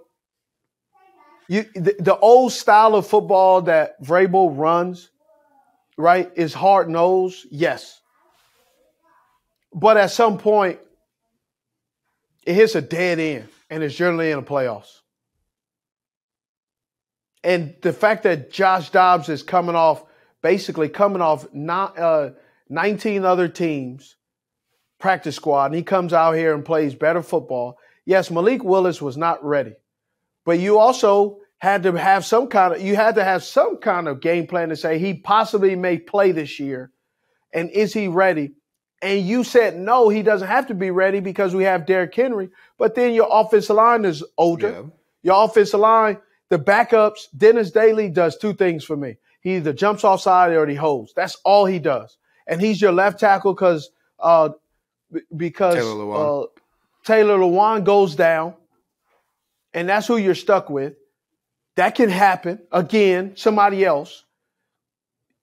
You got to start changing. You got to evolve. This offense has not evolved. So this GM, but Derrick Henry is one of those players. He's a beast. Yeah. You have to. The more you feed him, the better he gets. But the problem is that also makes your offense very predictable and one-dimensional, and you run out of time. They ran out of time against the Jacksonville Jaguars because of the style of offense that they play. The GM John Robinson, from when he got fired, if I remember correctly, it was because he started building for the future rather than trying to stay competitive now. No, bro. Here's why he got fired. You know why he got fired? No. Because they didn't want to pay A.J. Brown. They traded him away, and the ownership was in Philly, and they were getting murdered. Right. He got fired because the guy they traded away single-handedly drug you through the mud. That's why he got drafted. That's why he got fired. But part of the reason he made that trade in the first place was because he was like, listen, this team it's at its expiration date. We've accomplished as much as we can with this group as possible. And he starts looking towards the future. And I feel like that's probably the right move for Tennessee is to, like you were just saying, trade Derrick Henry, tear it down some more. Well, I'm just saying trade Derrick Henry, not necessarily because I don't like Derrick Henry. Of course. I think, I just think that other than trading Derrick Henry, what else do you have that's going to get you a result that equals to? You're not going to get any free agents to come there, wide receivers. You're not going to draft high enough to get one of these draft picks. What do? I think they're at. You have to. You got to fix. You got to fix it somehow. I think they're at 11 right now in the draft. Okay, so 11. They gonna get a quarterback? No, probably not. But we have seen teams. San Francisco. What they gonna do? They gonna draft a wide receiver not to throw to again? That was what the Falcons would do. If they can jump from 11 to 2, like we've seen that jump before. San Francisco made a very similar jump to get to 3 a few years ago. So I don't think it's impossible. Yeah, I just don't think they should. To get a quarter, I don't think to they get a should. quarterback that they have found out was a mistake. Right. So that's where it's also like here's the other. This offseason gonna be bananas. This is gonna be the craziest offseason we have ever seen in the National Football League. I'm going on record right now. It's gonna be bananas. What specifically? People gonna be traded. You got all these coaches. All these coaches are gonna go to new teams, and they have to assess the current roster. And some of the current rosters they're gonna have to get rid of to make room for new people. Right? The Denver Broncos, great example. They bring in Nathaniel Hackett and they trade and sign Russ. How good of you look at that right now? Is it too soon to say that was not a good situation? Is it too soon? I don't think it's too soon. Okay. Cleveland Browns, they made that trade. Deshaun Watson now he said he had to have a sit down with Stefanski. I don't know what y'all sitting down for. You just basically had, 6 games to figure out this offense. It's just a lot of things are going to happen, I think, that has to do with either player or coach related, right? Tennessee Titans. What are they going to do? Who can they get in here? Like the list of people: Pat Hamilton, Joe Brady, Bill O'Brien, Tim Kelly. These are all coordinators or coaches. You bring those guys. They also fired their O-line coach, secondary coach, right? Bill O'Brien, I know he's a pretty darn good coordinator. Is he going to make, who's he going to make on that roster a tier 2 wide receiver? Resurgence of Robert Woods. I don't think seems to be the closest to that, but yeah, it's an offense void of talent, like truthfully. Yes. And why? They traded away their one talented guy. Okay, they traded away because they felt they can't pay him, and they shouldn't pay him because they weren't going to throw him a pass. Right. Yeah, they're very far away. That's where I would tear it down. They listen. If the destination is California, the Tennessee Titans are in London right now. Okay? London. No boat, no plane. They got to swim all the way there. I bet Derek could do it. I know Derek can do it. It's just going to take him 3 years to get there. He's got to come up for air. Yeah, tennis, that to me is the least desirable play. GM, I think it could be interesting. If this is what bothers me. If I'm a GM taking over Tennessee right now, how long of a leash do I get? Because I do think it takes 3-4 years to really, especially if you're stripping it down to the studs and building it back up. And you see owners and fan bases getting patient. I think Isaiah Wynn. How about that draft pick they got? That old lineman that. Oh, right. Not Isaiah Wynn. It's Isaiah. Isaiah. It is Isaiah. He was out of Georgia. Yeah, he was. Yeah, he was gone year one. Hey, Wynn was drafted with the right. That's what he was a lineman. They both were, and I believe it was the same draft. And yeah, he was. Yeah, he was on 3 teams within his first year before he was out of the league. So yeah, that's a pick like that. That's a story for off air. We can't discuss that, but it was. Atlanta Falcons. Dean Pease retires. Shout out Dean Pease. He's been all over. He's coached over 50 years, man. Great dude. Mrs. Pease, his wife, is awesome. He's just a down to earth dude. You talking about some old school guy shoot you straight, man? He'll shoot you between the eyes, really. So, who do they get? Who do they bring in? Is that a place for Brian Flores? I see they have on here some potential guys not mentioned. Wink Martindale. Wink Martindale is not leaving a playoff team to go coach a team that's not sure what their identity is, and they got a young quarterback in Ritter that I still think he's not ready. Right. He threw his first 2 touchdowns week 18. Yeah. That's good. Who did he throw them to? Neither of them are Drake London. Drake London put up 6 for 120 though. That's it's a great final week heading into the offseason, something to build on. Tier 3. I don't, man. He's just a guy to me. I don't think he'll ever be. I don't think he'll ever live up to that first round draft pick that they believed he'll be. It's definitely possible. I mean, there were 2 guys. The 2 guys that went directly after him. Although I guess Jamison Williams was in between them. But the 2 Ohio State guys both put up 1,000 yards as rookies. Just absolutely dominated. And neither of them had great quarterback situations either. I don't think he's gonna dominate. I think he'll be an okay receiver. When you think of dominate, I don't see him dominating. And I'm not trying to slight the kid. I don't see him for how he's built. I don't see how he's built him playing that way on a consistent level. And you could say, oh, he's done it in practice. Well, show me any corners on the Atlanta Falcons that you deem a guy that you go, he's a shutdown corner. A.J. Terrell, I think, is okay. A.J. Terrell's really good. But I think he's really good. Really good is still okay. I think it's a little better, but we're splitting hairs. Huh? I said I think it's a little better, but we're splitting hairs. Like he's good, and for the Falcons, that means a lot.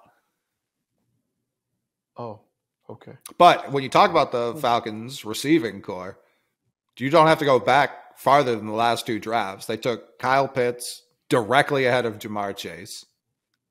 And then they took Drake London directly ahead of Garrett Wilson. Can you imagine what the Falcons look like if they make those 2 picks instead? No, because they still have Marcus Mariota. They're still running the ball 70 times a game? They're still running the ball. Yep. Absolutely. It's a tough scene. It's personnel, bro. For sure. You draft it's like, okay, I could get this guy, but what are we going to do with him? Nothing. What else we got, man?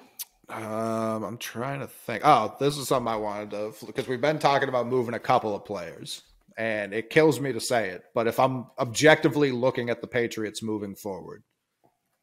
Well, I'm glad you brought that up. I read an article, and as soon as I read the article, I stopped midway through when they started saying that Jacoby Myers will be a free agent. And what did they do? I closed the article and I moved on to the next one. Because I was like reading some stuff to get prepared for it, and then so I saw that I was like, oh, okay, yeah. Tier 3. I like Jacoby. He's a good guy. He's a great tier 3. He's a guy.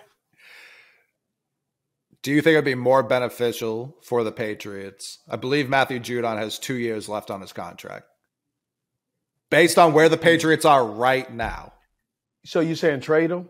This would be the peak of his value, most likely. I think he just turned 30. I don't like that, man. No, I don't like it either. Trust me, I don't like doing this either. I'm not getting it as tomfoolery. If I'm being objective, like Judon, I think he thought we were. You're not objective. You have a Boston hat and a Hawaiian shirt. This is the opposite. You look like you look like Bill Belichick going to the Pro Bowl in Hawaii and it's cold outside. He's like, hey, it's gonna be hot in Hawaii, so let me wear one of my shirts, right? This is a great shirt. Hey, side note.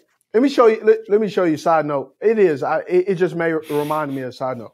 Let me show you how Bill Belichick is so Bill Belichick. Okay. This story. Going to the Pro Bowl. Got my family. I don't remember who was what age, but somebody's running around and we're all waiting for our flight to go.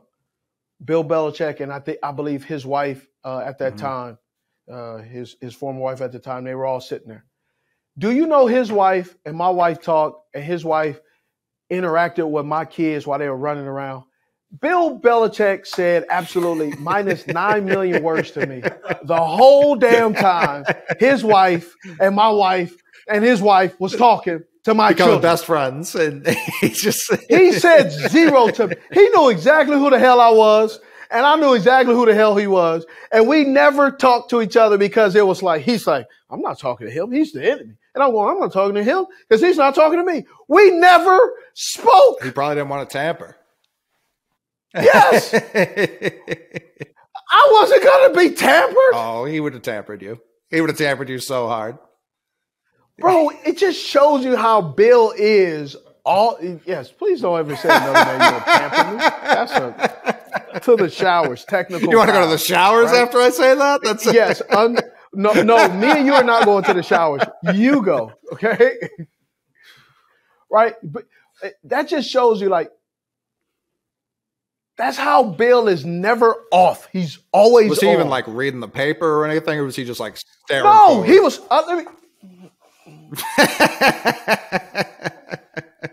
He was. You know how you look around, like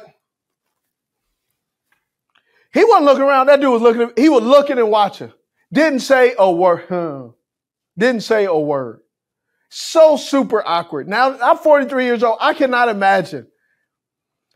I'm talking to somebody. My wife and I are at the airport, and somebody else's family's there, and my wife is interacting with them, and I don't speak and say one single word. Belichick was scouting to them. He was like, "That's pretty good burst off the edge by Peyton there." But like that's how he is, man. He just starts coaching. He's like, anyway. dude, so you got to bend with your hips. You got to. Hey, hey, he's all right. He's fine. We just got to still do some evaluation on him. Like that's how he was, bro. And I walked out, I was like, Bill Belichick is weird now.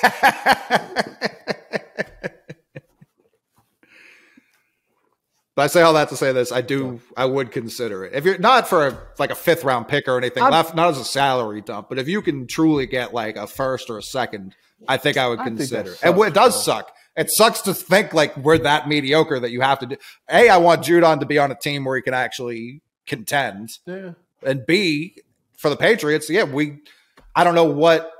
Obviously, because that's part of it too. You saw how Josh Uche got playing with Judon this year; he got much better.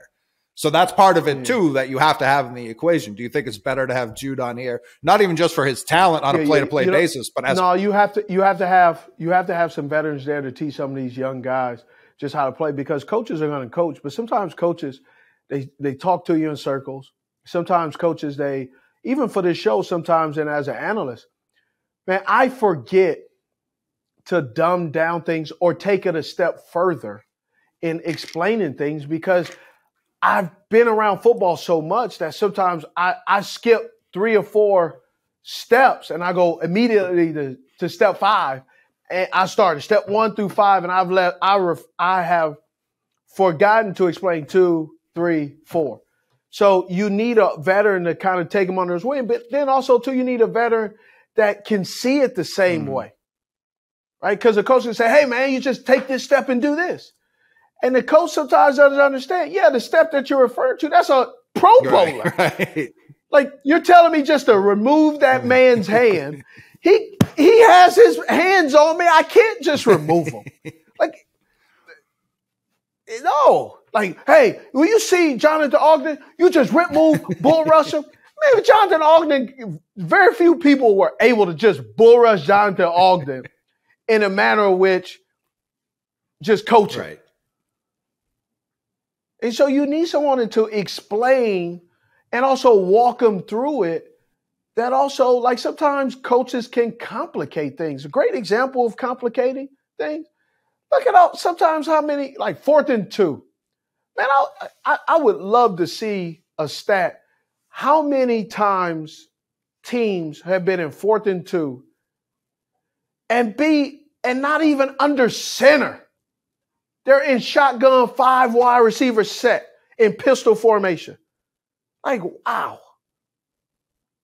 Even worse than that, 3rd and 1 or less than 1. Oh my! And God. then they're attempting a go route, and the guy's not even pressed. They're in zone coverage. It's like you're going to go for it on 4th. Run it twice.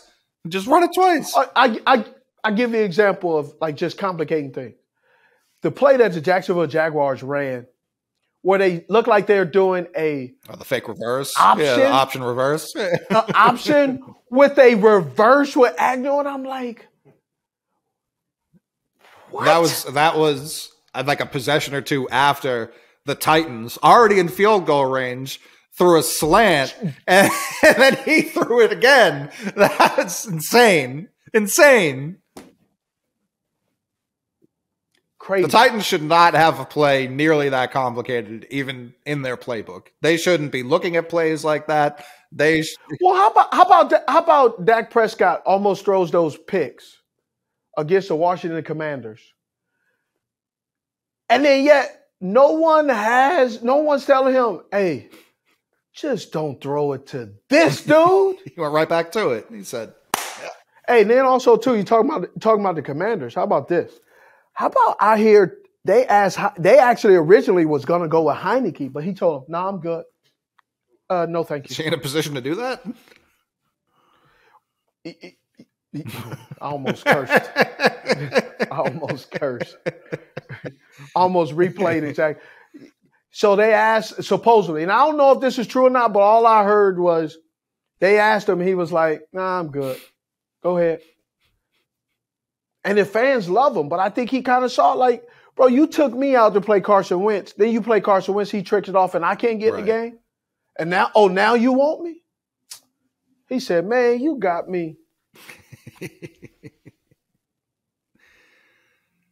I've done that too. I've done that. Like I was on the run first team. I got one or two passes in the whole game, and then in the fourth quarter, talking, hey, we need to play. I looked at the coach and was like, man. Well, coach walked up, and I'm not gonna say who it was, but it was bad. It was bad on my part. I was extremely immature, right? And so I'm not getting the ball. They're talking, and then one time I called up there to Dan. He was like, "Man, give me the ball." He was like, "Hey, how about you make a block?" Okay, that's what we on today, huh? Touche. All right. Well, Captain Petty, buckle up. Here we go. So about fourth quarter, man, he came in. They said, "Hey, come on, Smitty, we need to play." Man, he came up to me. I was on the sideline, and I was sitting there. I think I was sitting next to a quarterback. I'm not going to say because then they'll be able to narrow down who. So I was sitting on there, and they said, "Come on, Smitty, we need to play." All they just said. I looked, stared at him. I went, "Whatever," and looked away. And I proceeded to mentally check out. Done. I think people forget you were on a team that was fifth to last in pass attempts and also dead last in pass attempts. And I believe you led the league in receiving both those years. And on third and beyond 7, I was running the deep end. 18 or 15-yard deep end.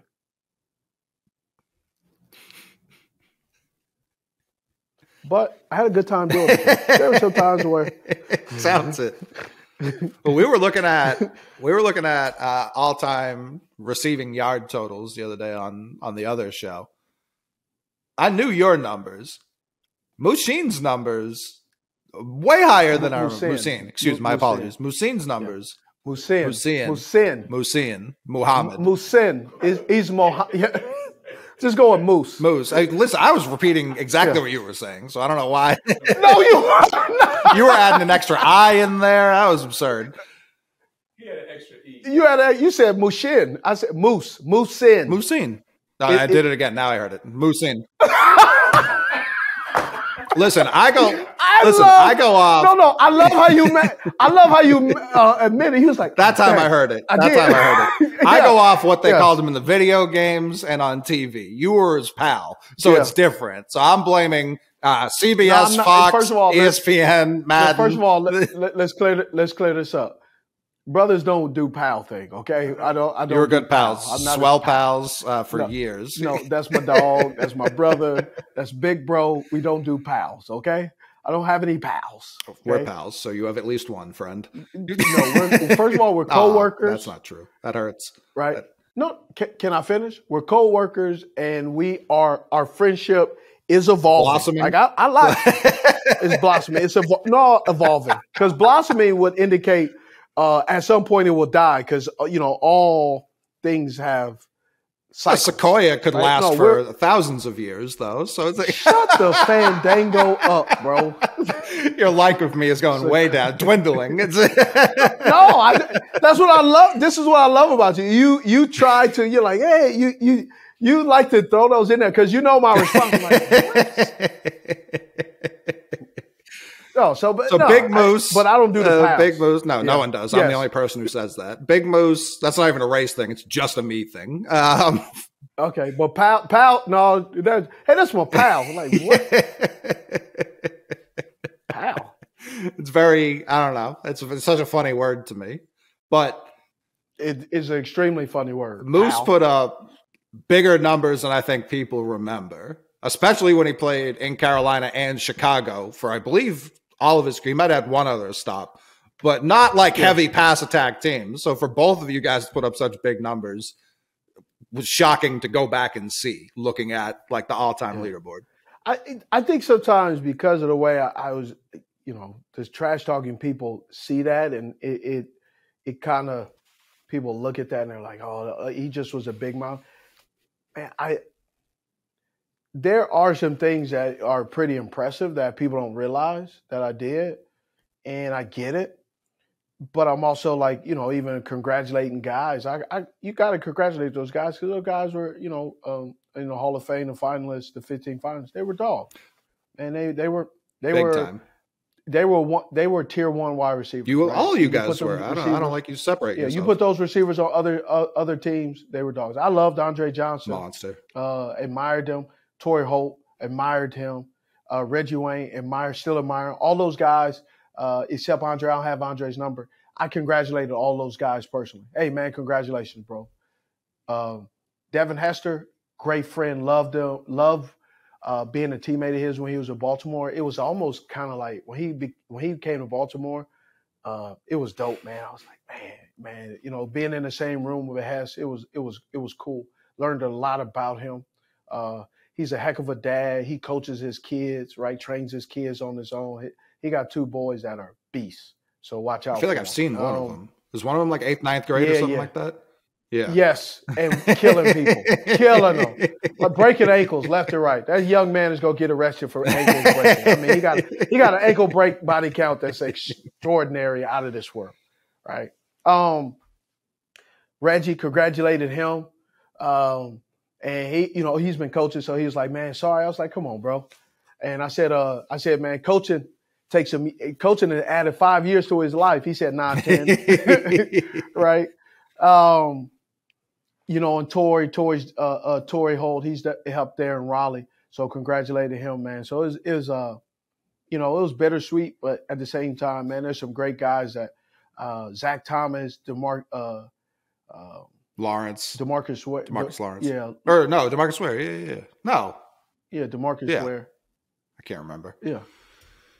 Yeah. But just seeing all those guys. No, DeMarcus Lawrence is it's just great to see all those guys. And here's the other guy. My guy that I respect, he took me under his wing, DB, Ronde Barber. And I was in a game against Ronde Barber one time, and I was doing a punt return. And this was when they were, I think, championship year or right after. And I jumped, tried to leap somebody and got flipped and spit. And the next play lined up, and it was a run play. Shocker, right? It was a run play. He grabbed me, and I kind of grabbed him. Like, he grabbed me and said, "Hey, don't you ever do that, stupid." And I'm like, "What are you talking about?" He's like, "Man, you don't need to be risky yourself like that, man. You can have a young career. You can have a good career, man. Be smart." Man, that just lifted my spirits, bro. And I have rarely had a DB do that. And that's what kind of guy Ronde was. So I'm happy and hope he gets there. Ronde was a tough competitor. Brian Kelly was a tough competitor, USC as well. That was a corner out there playing against Tampa Bay. So those guys, Dexter Jackson. I remember, I think I ran over Dexter Jackson when he was in Cincinnati after he won the Super Bowl MVP. And I ran him over in Cincinnati, and he did not like that. And I kind of ran him over with my forearm. And before, I ran him over, and I tumbled, and he gave me a little bit. He was like, "Don't you try that again." And I did not. But it's just I love, man, the thing I love about what I love about football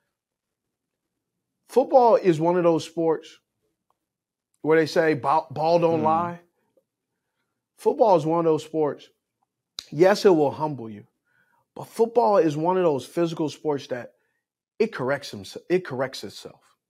It corrects itself when people or things get over. Like, you get caught on a holding pit. You get caught holding somebody and you shouldn't.